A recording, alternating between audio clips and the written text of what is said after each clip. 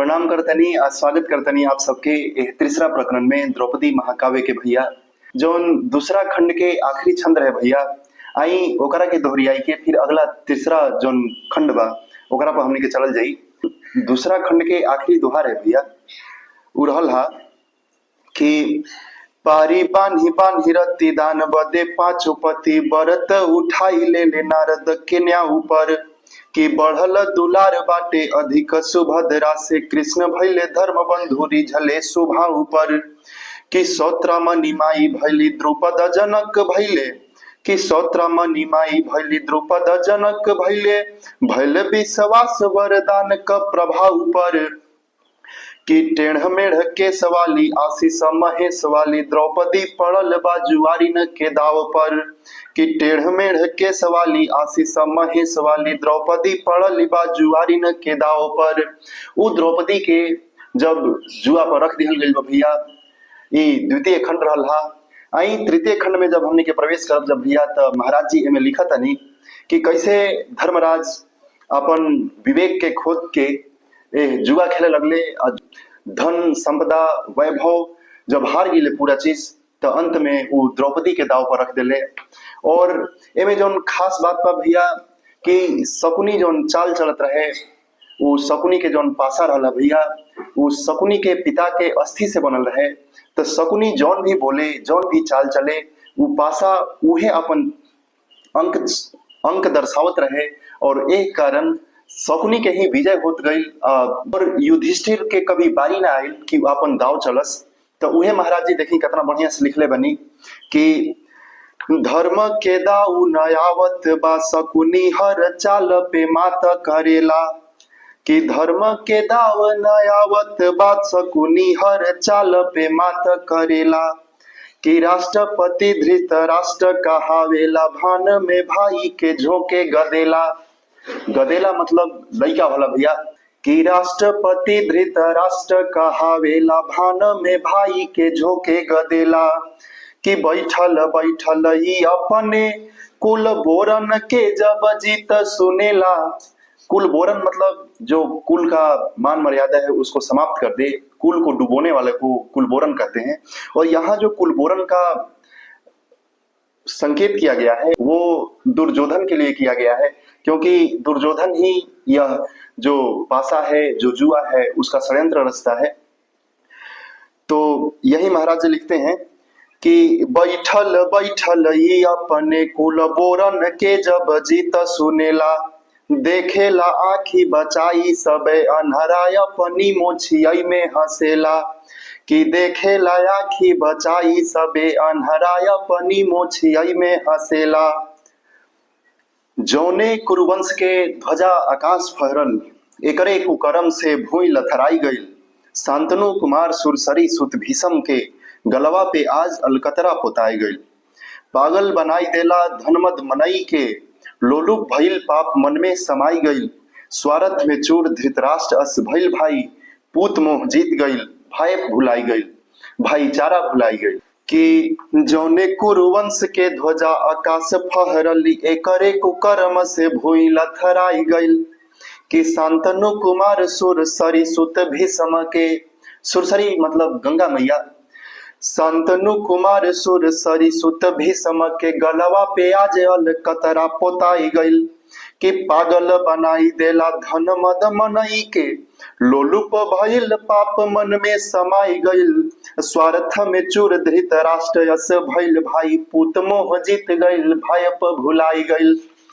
कि स्वार्थ में चूर धृतराष्ट्र यस भइल भाई पूत मोह जीत गईल भायप भुलाई गईल। धृतराष्ट्र अपना स्वार्थ में इतना अंधा हो गया कि उसका जो भाई के प्रति प्रेम था वो हार गया और पुत्र के प्रति जो मोह था वो वहां पे विजय प्राप्त कर गया। अगला जौन पंक्ति बा अगला जौन छंद बा ओमे महाराज जी लिखत तनी कि दाढ़ी के ऊपर मोछी खड़ी खड़ी मोछी के नीचे में दाढ़ी परी बा कि दाढ़ी के ऊपर मोछी खड़ी खड़ी मोछी के नीचे में दाढ़ी परी बा सान से ऐठत बायन हरी अखिया के लगे तकिनो का चढ़ी बा कि दाढ़ी में मोछ बा मोछ में दाढ़ी बा, उजरी उजरी खूब फबी बा, लेकिन दोनों के बीचवा करिया करिया मुस्कान दबी बा। अब देखी जब पासा ओइजा जीत जाता शकुनी अपना चाल से, तो देखी आगे महाराज जी कैसे लिखा तनी कि बोलल बा छलिया ममवा तब हाथ घुमाई के चूमी के पासा,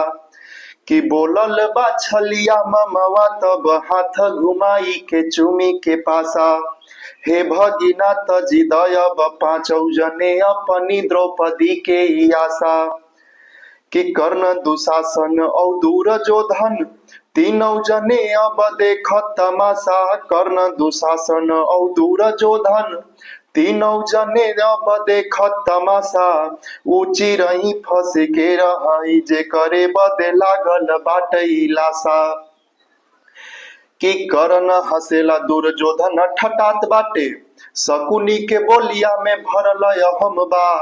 कि कर्ण हसेला दुर्योधन ठटात बाटे,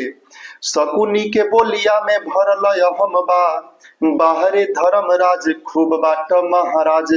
कि बाहरे धर्मराज खूब बाट महाराज, नाही तो हेलाज नाही तनिकौ शरम बा, कि जाई मोरे भगिना के चाकरी से पेट भर, कहे से कि अब तो सारा राजपाट सब कुछ तो हार गिल बड़ा, चाकरी मतलब रोजी रोटी कमाए खातिर जोन काम होला भैया ओकरे के चाकरी कहल जाला, कि जाऊ मोरे भगिना के चाकरी से पेट भर, जुआ का तू खेलब बचल कौन दम बा, इहौ दाऊ जीत गईली इह दाऊ हारी गईल, पैसा हजम अब खेलिया खत्म बा, कि इहो दाऊ जीत गईली इहो दाऊ हारी गईल, पैसा हजम अब खेलिया खत्म बा, जे करे भरम होई पासा आई देखी जाई। अब जौन शकुनी बाड़े वो पासा जब अपन जुआ जीत गई बाड़े तो सब जौन ओइजा प्रजा बा ओइजा जौन मंडली बैठल बा भैया उ सबके विश्वास में लेवे खातिर उ कहत रे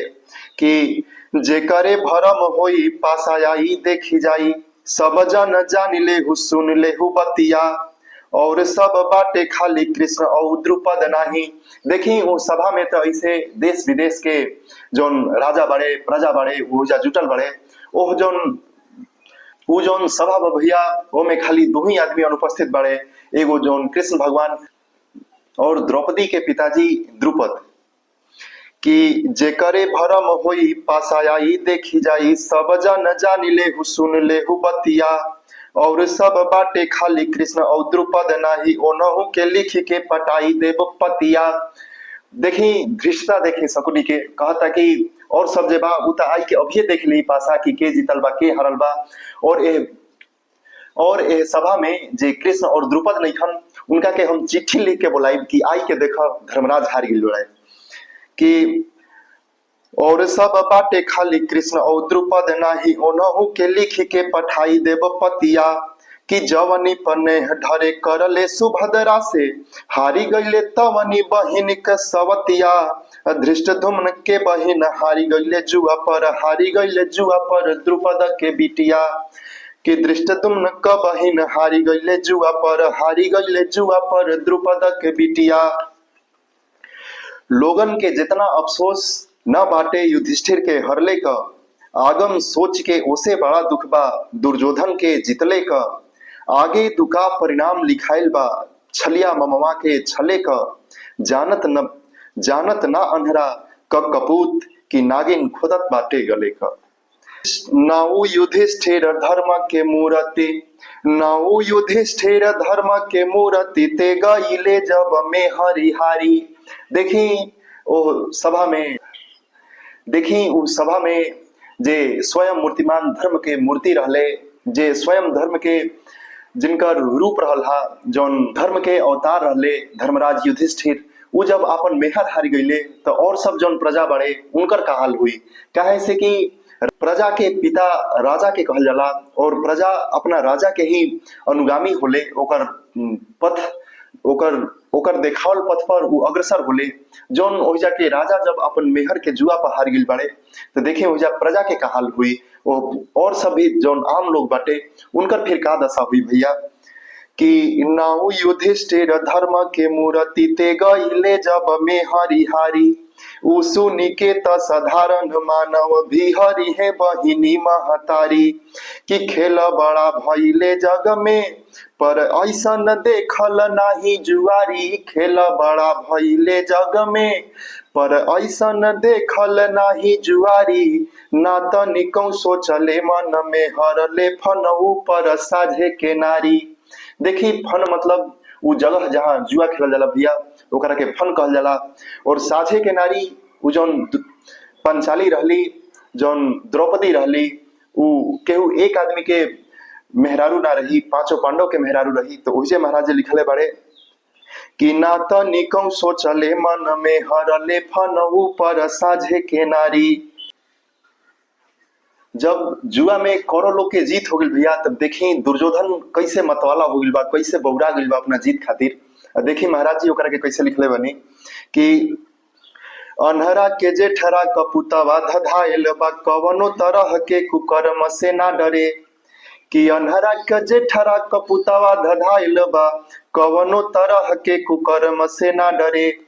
पाप क घड़ा जवन खाली बाटे थोर मोर आगम जानात बाटे तवन के भी भरे कि पुरखा जे बैठल सरग में तपे बल अपबल दे ओ नहु के नर के धरे जेहि देश क धर्म राज यस नीच उहाँ धर्म दुर्योधन न जाने का डरे कि जेहि देश क धर्म राज यस नीच उहाँ धर्म दुर्योधन न जाने का करे। अब जहाँ धर्मराज ही ऐसा काम करी है तो दुर्योधन के का गति हुई भैया उहे महाराज जी लिखा तनी कि दियाले खोजले पर ऐसन जुअरियक जग में न कतौ पर थोक मिल पाई रे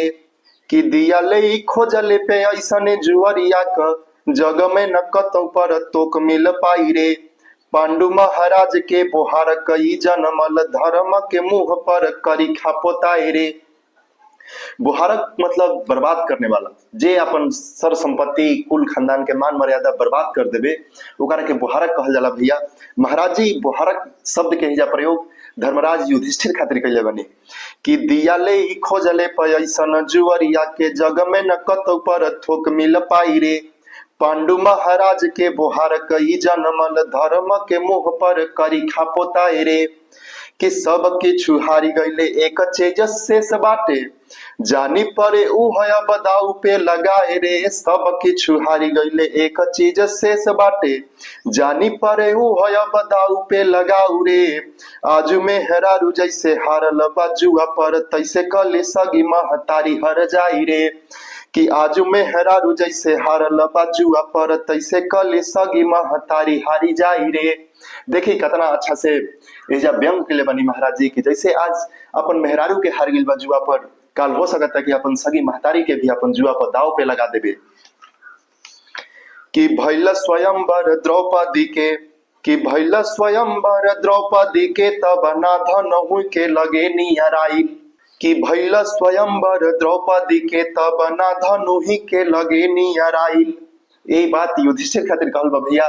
कि जब द्रौपदी के स्वयंवर होत रहे तो जब धनुहा से मछली के आंख में मारे के रहे तब ओहिजा अर्जुन गईले मारे खातिर ओहिजा युधिष्ठिर धनुषा के नजदीक भी ना आइले लेकिन आज जब दाव पर लगावल जाता तो सबसे आगे बढ़ के युधिष्ठिर वो पार्थ के विजित द्रौपदी के दाव पर लगा देते बड़े भैया कि भैल स्वयंवर द्रौपदी के तब ना धनु ही के लगे नियराइल वीर सबे तकते रहले मछरी कइले उठी पारथ घायल कि राजकुमारी बनी भिखिया महतारी के राई से भिखी बटाइल राजकुमारी बनी भिखिया महतारी के राई से भिखी बटाइल सेती में हरि बापौले अब हारे बदे अगवा चली आइल। सेती है मतलब जेकरा कम दाम में जेकरा फ्री में मिल गई चीज ओकरे के सेती कहल जाला भैया। हमनी के भोजपुरी में बहुत अच्छा कहावत बा कि सेती है में मिलल बा तो उहे एजा महाराज जी लिखले बनी कि सेती में हरि बापौले अब हारे बदे अगवा चली आइल। अब देखी भैया ये तीसरा खंड के जो अंतिम पद बा अंतिम छंद बा आई ओकर आनंद ली जा कि करनी जुआरी न के जग बीच जाहिर बा कि करने जुआरी न के जग बीच जाहिर बदाऊ पे लगाई भाई सबई के हारी जात। वेदन के मंत्र न पुरोहित के लात मारी लगे हाथी एही फड़ पर पिंड पारी जात। कि गेहुआ के राशि पर गोबर बढ़ावन बा, कि गेहुआ के राशि पर गोबर बढ़ावन बा। एन्हे बिनु सुन बाटे कि सुना के आही बात। ई त कह अगवऊ पांडु जरी मरी गईले जियत जहोत आज ओन्हऊ के हारी जात। देखी महाराज जी के व्यंग के शैली कि लिखत नहीं कि पांडु महाराज तो पहले ही अपन मृत्यु के प्राप्त हो गिले। आज अगर वो जिंदा होते तो उन्हों के आज जुआ पर रख देते युधिष्ठिर। कि गेहुआ के राशि पर गोबर बढ़ावन बा, एन्हे बिनु सुन बाटे कि सुना के यही बात। ई त कह अगवऊ पांडु जरी मरी गईले जियत जहोत आज ओन्हऊ के हारी जात।